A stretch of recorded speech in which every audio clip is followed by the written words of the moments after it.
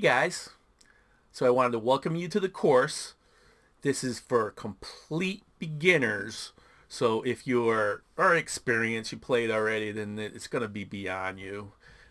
Maybe you might want to jam on the song or just see how I teach because I do. I will be creating some more advanced courses too. But this is really for complete beginners. So if you're a complete beginner, you're in the right place.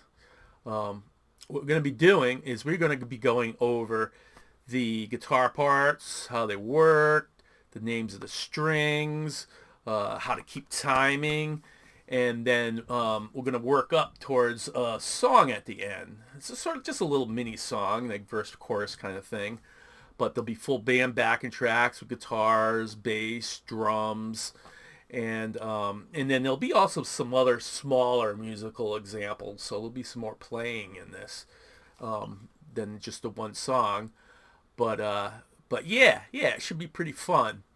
One thing you want to make sure, if you get stuck and you have a question, then go ahead, shoot me over a message, and I'll be happy to help you out.